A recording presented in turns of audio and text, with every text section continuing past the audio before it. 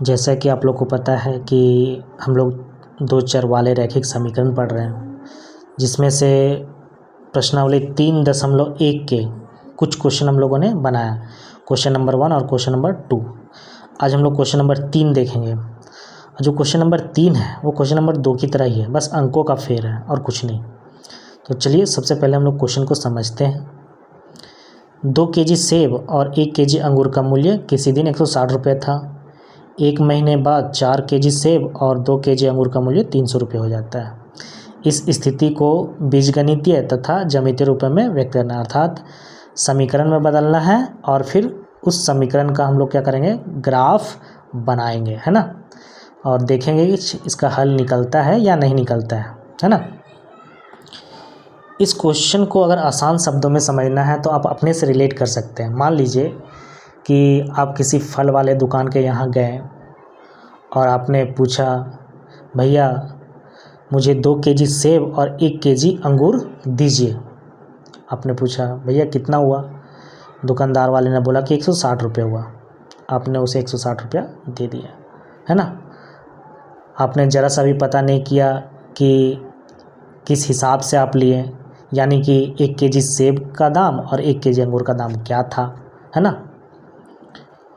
फिर उसी दुकान में 1 महीने बाद जाते हैं और 4 केजी सेब और 2 केजी अंगूर खरीदते हैं, और इस बार वो 300 रुपये चार्ज करता है। आपने फिर पता नहीं किए कि आप किस हिसाब से लिए, है ना, यानी कि आपको ना 1 केजी सेब का दाम नहीं पता है और 1 केजी अंगूर का दाम नहीं पता। दुकानदार वाले ने जितना मांगा आपने दे दिया। इन स्थितियों से कैसे डील करना है ना, इसी के बारे में हम लोग यहाँ पढ़ रहे हैं, यानी कि 2 चर वाले रैखिक समीकरण पढ़ रहे हैं। और 2 चर वाले रैखिक समीकरण के मदद से ही हम लोग इस स्थितियों को अच्छी तरीके से डील कर सकते हैं, है ना। यानी कि अगर ये प्रश्न है, इस तरह का अगर सिचुएशन आपके यहाँ आता है, तो हमें जो दुकानदार है किस हिसाब से आपका चार्ज किया है वो हम लोग निकाल सकते हैं। किसकी मदद से? 2 चर वाले रैखिक समीकरण की मदद से। यानी कि सबसे पहले हम लोग क्या करेंगे, समीकरण बनाएंगे और फिर x और y का मान निकालेंगे। तो यहाँ पे ये भी हो सकता है कि 1 महीने बाद आप गए तो हो सकता है कि वही रेट से दिया होगा। अगर वही रेट से दिया होगा, है ना, जो आप पहली बार जिस रेट से ख़रीदे वही रेट से दूसरी बार अभी दिया होगा तो इस समीकरण का हल निकलेगा। और अगर उस रेट से नहीं दिया होगा तो समीकरण का हल नहीं निकल पाएगा, है ना। तो चलिए इस क्वेश्चन को बनाते हैं।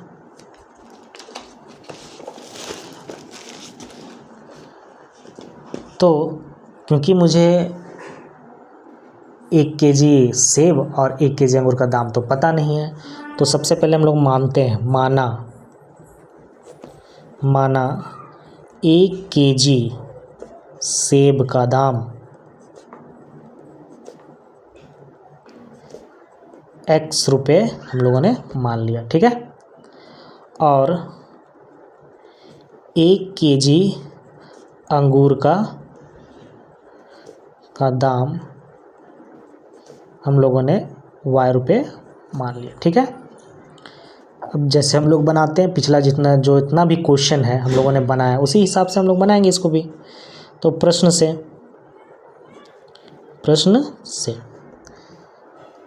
1 केजी सेब का दाम हम लोगों ने क्या मान लिया, क्योंकि मुझे पता नहीं है इसलिए हम लोगों ने x मान लिया। और आपने कितना सेब खरीदा? 2 केजी खरीदा, तो उसका दाम कितना हो जाएगा? 2x हो जाएगा। और 1 केजी अंगूर का दाम भी नहीं पता था, तो हम लोगों ने क्या मान लिया? y रुपया मान लिया। और आपने कितना अंगूर खरीदा? 1 केजी खरीदा, तो उसे 1 केजी खरीदा, तो 1 केजी का दाम y रुपया है ना। तो कितना हो गया? टोटल y रुपया हो गया। तो प्लस y, और दोनों मिलाकर कितना चार्ज किया गया है? 160 रुपये दुकानदार के द्वारा लिया गया है ना। इसको हम लोग क्या मान लेते हैं? समीकरण 1 मान लेते हैं। उसी प्रकार उसी प्रकार जब 1 महीने बाद जाते हैं तो 4 केजी सेब खरीदते हैं। मान लीजिए कि हम लोग मान लेते हैं कि वही रेट से दिया हुआ है, x रुपये, 1 केजी का दाम x रुपये ही होगा और 1 केजी अंगूर का दाम y रुपया होगा, उसी हिसाब से मान लेते हैं।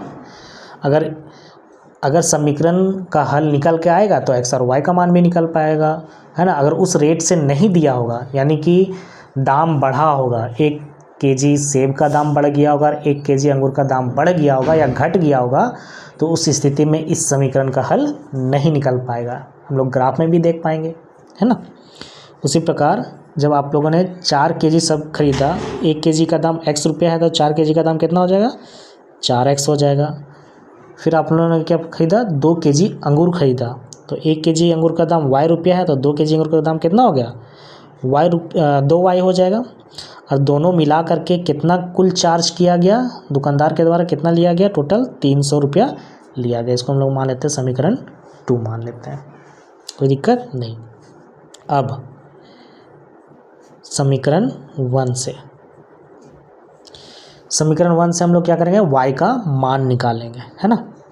तो y बराबर क्या हो जाएगा, तो 160, और चूंकि यहाँ 2x बराबर के इधर प्लस में है, बराबर के उधर जाएगा तो क्या हो जाएगा, -2x हो जाएगा, तो -2x। अब हम लोग क्या करते हैं, x का मान हम लोग अपने से रखते जाते हैं और उसी से हम लोग क्या करते हैं, y का मान निकालते हैं। और आपको पता है कि x का मान ऐसा रखना है जो जिसके इर्द गिर्द भी y का मान निकल आए। तो बताइए, आप ही लोग बताइए कि x का मान क्या रखें। तो माना x, आप लोग सोचेंगे कि नहीं चलिए x का मान 0 रखते हैं, तो x का मान अगर 0 रखेंगे तो y का मान 160 रुपया, 0 और 160 रुपये क्या इर्द गिर्द तो नहीं है लगभग, है ना, इर्द गिर्द तो है नहीं। तो हम लोग ऐसा मान रखेंगे जिसमें x का मान और y का मान इर्द गिर्द हो। तो हम लोग क्या करते हैं, x का मान 50 रखते हैं, x बराबर 50 रखते हैं, है ना।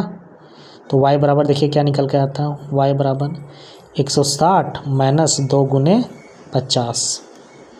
तो 160 माइनस 50 को 2 से गुना करेंगे कितना हो जाएगा, 100 हो जाएगा। 160 में अगर 100 घटाएंगे तो कितना बचेगा आपका, 60 बचेगा, है ना। अब क्या करेंगे, फिर हम लोग क्या करेंगे, x बराबर दूसरा मान रखेंगे, क्योंकि हम लोग को 2 मान निकालना रहता है ना। अब क्या करेंगे, हम लोग x का मान 100 रखते हैं, x के बराबर 100 रखेंगे, तो y बराबर क्या हो जाएगा, 160 माइनस 2 गुने 100, ठीक है ना। तो 160, 2 को 100 से गुना करेंगे -200, और 160 को 200 से घटाइएगा, है ना, क्योंकि बड़ा जो है, बड़ा के सामने वाला चिन्ह ऋणात्मक है, तो मान भी क्या आएगा, ऋणात्मक में ही आएगा, तो माइनस हो जाएगा। 160 घटाइएगा तो कितना बचेगा, 40 बचेगा। अब क्या करेंगे, हम लोग इसका बॉक्स बनाते हैं।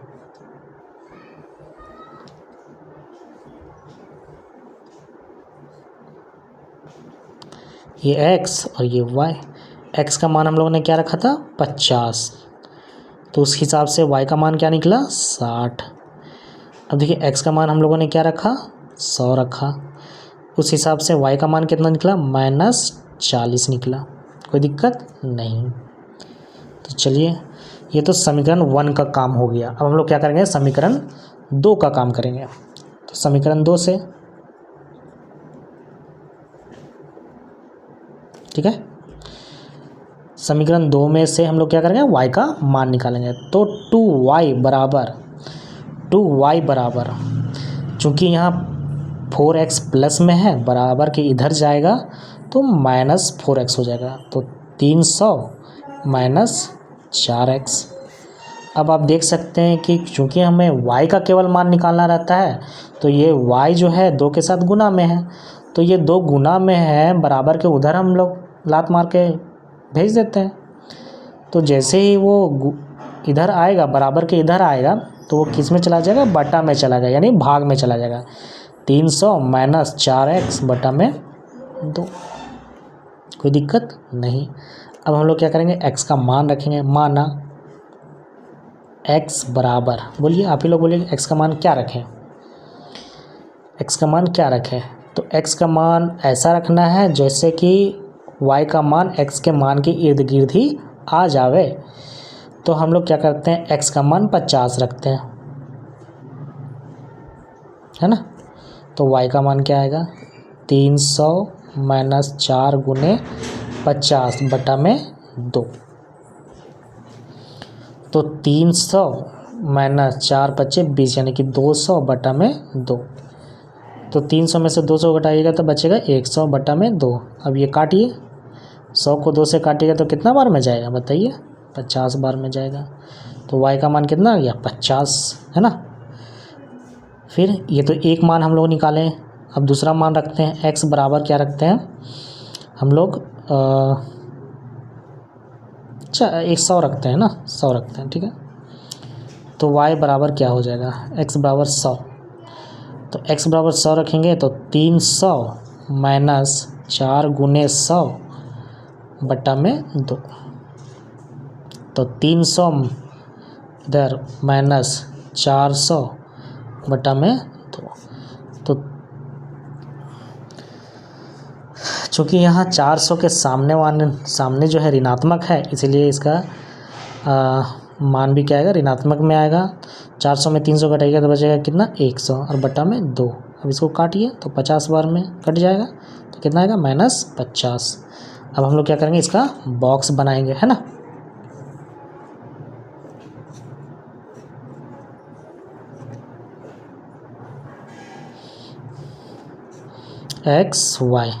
x का मान हम लोगों ने 50 रखा, तो उस हिसाब से y का मान कितना निकला, 50 निकला। x का मान 100 रखा, तो उस हिसाब से y का मान कितना आया, -50 आया। कोई दिक्कत नहीं, ठीक है। अब हम लोग क्या करेंगे, इसका ग्राफ बनाएंगे। बॉक्स तो मेरा बन गया, अब हम लोग क्या करेंगे, इसका ग्राफ बनाएंगे। चलिए, ग्राफ बनाने के लिए आप लोग को एग्ज़ाम में ग्राफ पेपर मिलेगा। अभी मेरे पास ग्राफ पेपर नहीं है, स्केल के सहायता से हम लोग ग्राफ बनाते हैं, है ना।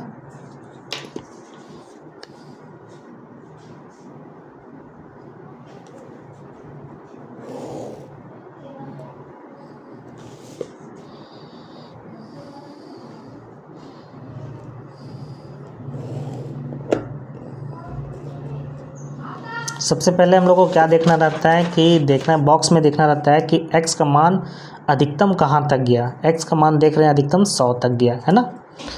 और y का धनात्मक साइड अधिकतम मान कितना गया है, 60 तक गया है। और ऋणात्मक साइड कितना गया है, 40 तक गया है ना। ऋणात्मक साइड 40 तक।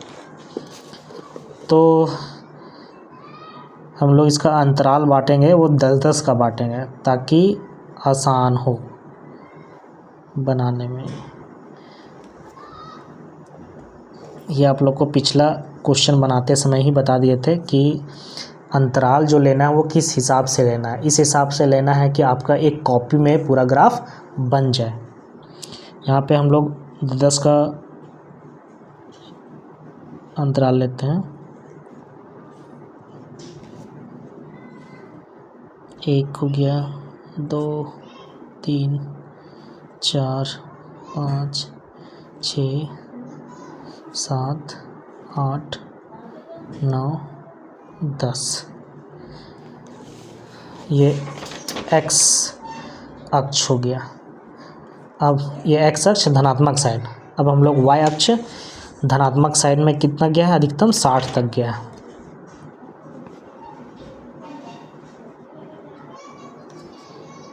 एक, 2, 3, 4, 5, 6, 10, 20, 30, 40, 50 और ये 60।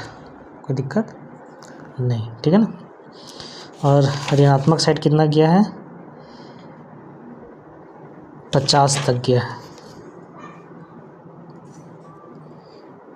1, 2, 3, 4, 5, -10, -20, -30, -40, -50। ये आपका y अक्ष हो गया।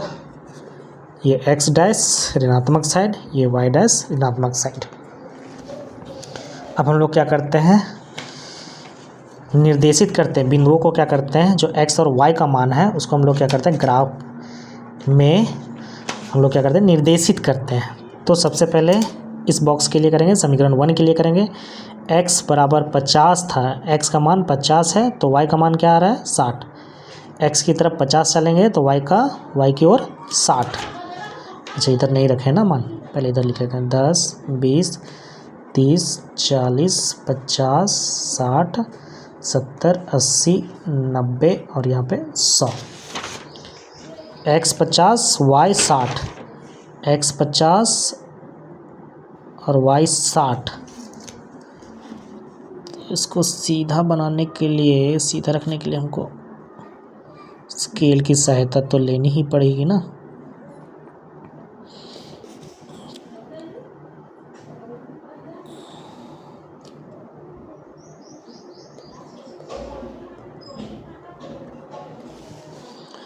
x 50 y 60, x 50 और y 60, ये आपका 50 और ये y बराबर 60। इस बिंदु को हम लोग मान लेते हैं ए बिंदु। फिर दूसरा क्या है, x 100 और y -40, x 100 और -40।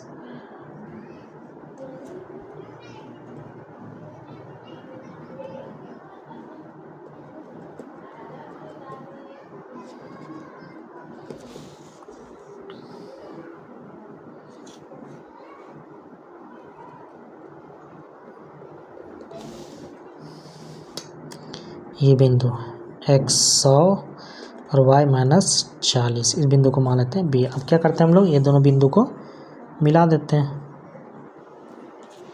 तो मुझे क्या प्राप्त होती है, एक सीधी रेखा प्राप्त होती है। क्योंकि ये एक रैखिक समीकरण है इसलिए हमें हमेशा एक सीधी रेखा प्राप्त होती है। ये समीकरण 1 का सीधी रेखा बन गया। अब हम लोग दूसरे बॉक्स के मदद से दूसरी सीधी रेखा बनाएंगे। तो x के साइड 50, y के साइड 50, x 50 y 50, x 50 और y 50।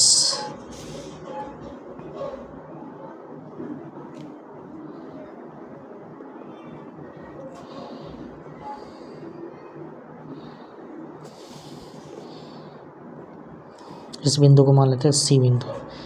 ये x 50 और y भी 50। फिर दूसरा है आपका y 50 और 100 और -50, x 100 है और y -50।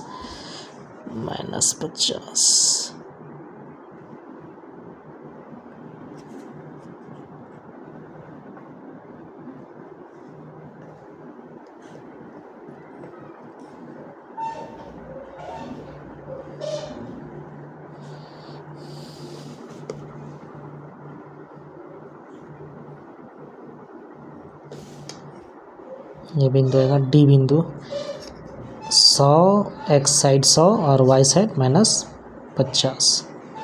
अब क्या करें, ये दोनों बिंदु को मिला देंगे।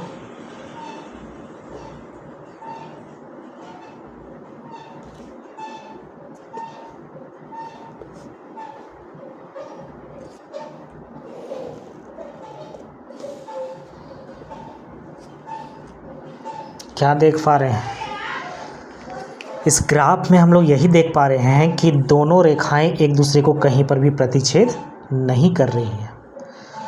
और हम बता भी चुके हैं कि जब दो रेखाएं एक दूसरे को प्रतिच्छेद नहीं करेंगी तो उसका कोई हल नहीं निकल पाएगा। यानी इस क्वेश्चन में, इस प्रश्न में इसका कोई हल नहीं है। यानी कोई हल नहीं है, इसका मतलब क्या हुआ, इसका मतलब यही हुआ कि पहली बार जिस रेट से वो दुकानदार आपको सेब और अंगूर दिया था उस रेट से दूसरी बार नहीं दिया, है ना। ठीक है ना। तो आप लोग को ये क्वेश्चन समझ में आ ही गया होगा। आप लोग ये क्वेश्चन बना लीजिएगा, है ना।